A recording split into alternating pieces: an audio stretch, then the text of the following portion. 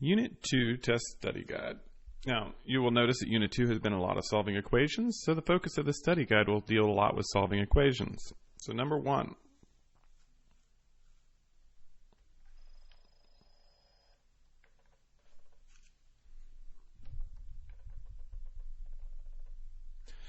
Solve the equation for x when you have 3 over 2x minus 1 equals 5y. So I'm going to go ahead and rewrite this equation. 3 over 2x minus 1 equals 5y. Alright, our first goal is to get rid of this value down here in the denominator. And the only thing that can clear that denominator value is that denominator value, so we're going to multiply by 2x minus 1.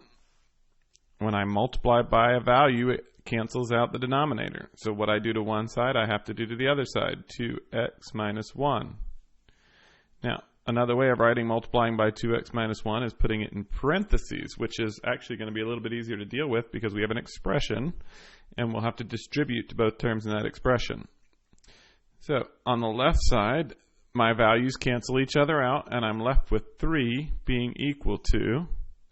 On the right side, it probably makes sense to go ahead and distribute a bit.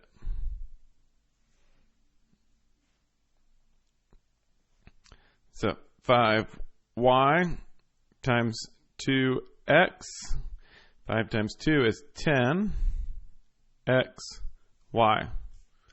minus 5y times 1.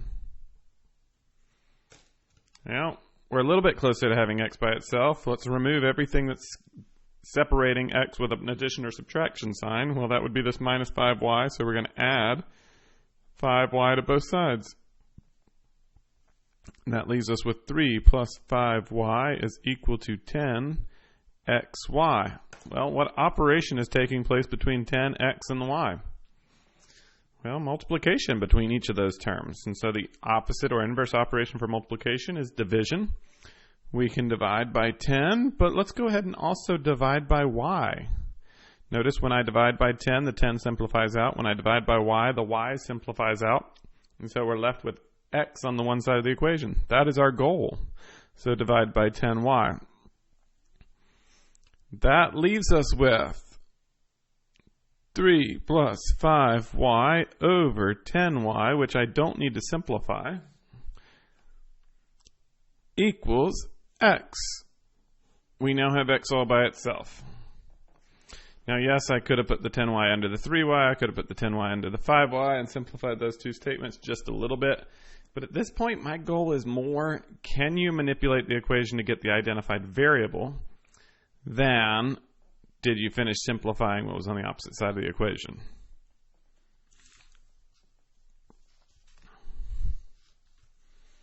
Number 2, solve for the equation.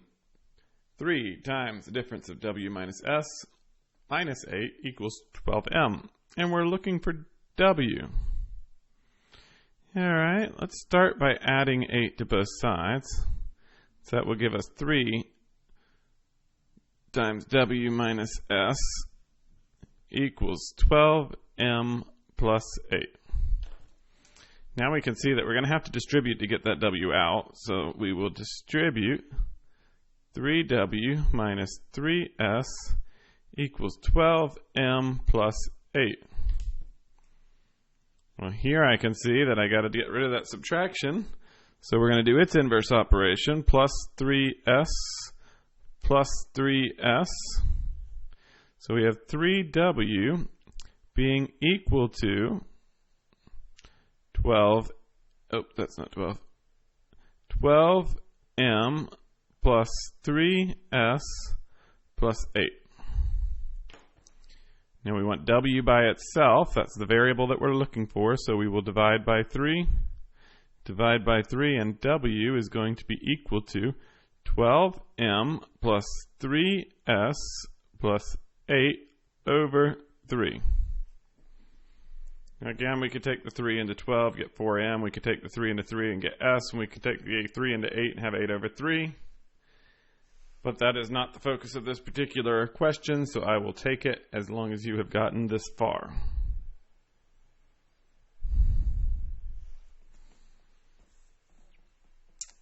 Number 3. Solve the inequality and graph on a number line. All right. Well, if we're dealing with a number line, we're not dealing with x and y coordinate planes. So I just need to know what value we're looking for. In order to know what value we're looking for, I need to get that variable all by itself. So let's start by adding 10 to both sides of the equation.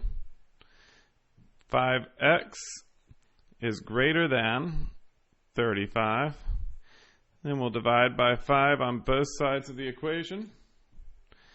And so x is greater than 7. Now, a couple of things I want to review while we're here talking about them. Anytime we have an inequality sign, we need to pay very close attention for is there anywhere where I will have to divide or multiply an equation by a negative value? So for say, if this was a negative 5 and I had to divide by negative 5 on both sides to get x by itself, that would force me to flip that inequality sign. So that's one of those rules with inequalities you really want to pay attention for. We don't have one. We have x is greater than 7. So at the very least, I need you to know where 7 is on the number line. It would be nice to know a couple of values above and below. 8, 9, 6, 5. And then we want to represent the graphing of x is greater than 7. Greater than sign receives an open dot. So we have an open dot, and we want any value that's greater than 7. So let's ask ourselves, is 5 greater than 7? No. 6? No. 7? No. That's why we gave it an open dot. 8? Yes. 9? Yes. So we're looking at all of the values above 7. Number 4. Solve the system of equations. Negative 4x plus y is equal to negative 1. 4x plus 2y is equal to 16. Now, it didn't tell us how to solve the system of equations, so we have some options here. Do we want to solve by graphing? Do we want to solve by substitution? Or do we want to solve by elimination? Hopefully you noticed what I noticed. Negative 4x and positive 4x are opposite leading coefficients, so elimination is probably going to be our quickest method for solving this equation. So I'll draw a line underneath, and we want to add our two equations together. Negative 4 and 4 gives me 0. 1y plus 2y gives me 3y. Negative 1 and 16, well, that's 15. And we have a one-step equation now. Divide both sides by 3, and y is equal to 5.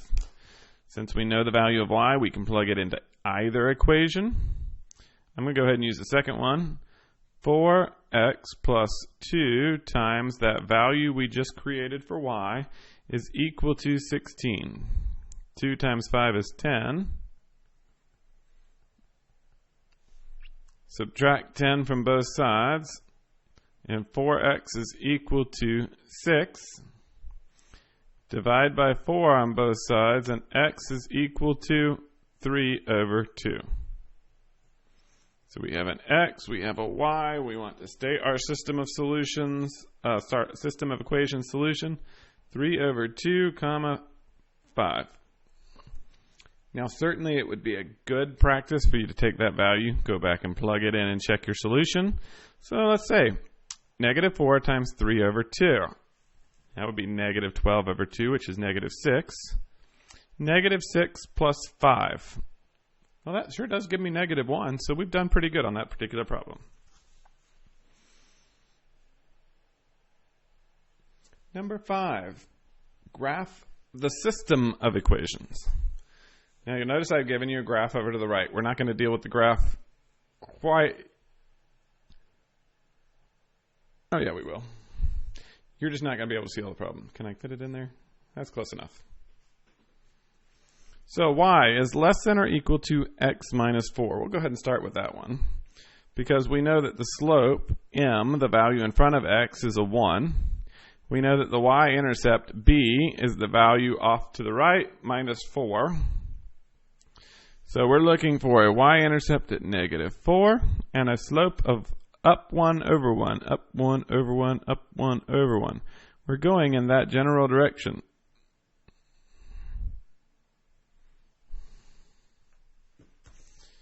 Now, I don't have a ruler on me, but I do have this nifty little gift card that's been sitting around my room, not getting used. Let's look back to our sign. Less than or equal to, that means that I'm going to have a straight line, no dotted open line. Goes on and forever in both directions. And we want the y values, or we want the solutions that are less than, so below that line. All right, let's go and graph our next equation. Negative 2y plus 3 is greater than or equal to, is greater than 13. Well, it's going to be a little bit more challenging to graph this one because it's not in slope-intercept form, but we could get it there. So minus 3,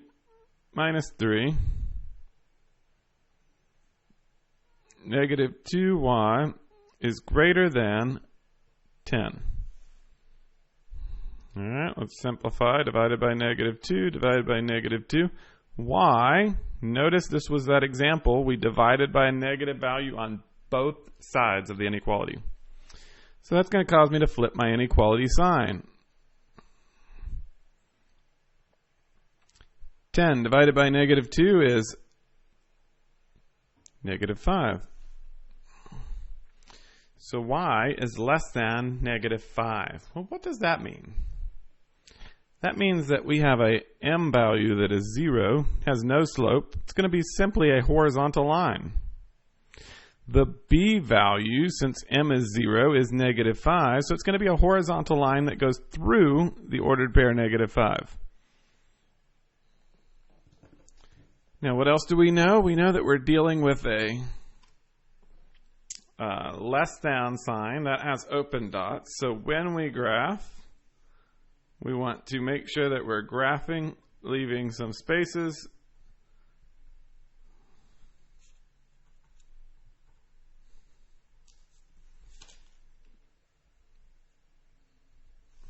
So our line goes on and on forever in both directions.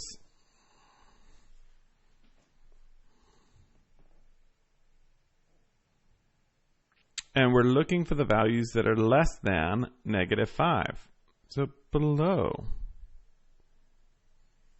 Okay, well now let's talk about what the solution is. The solution is any value that is both below the green line and below the red line. Well, that gives us a very limited area of solutions.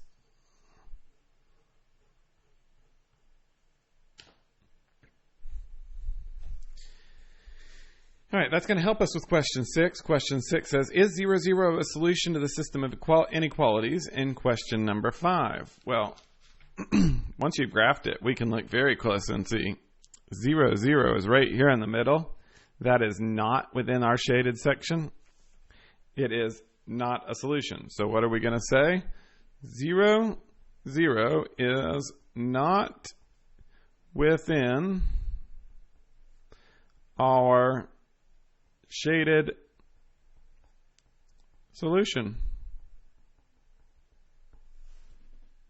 That was quick and easy.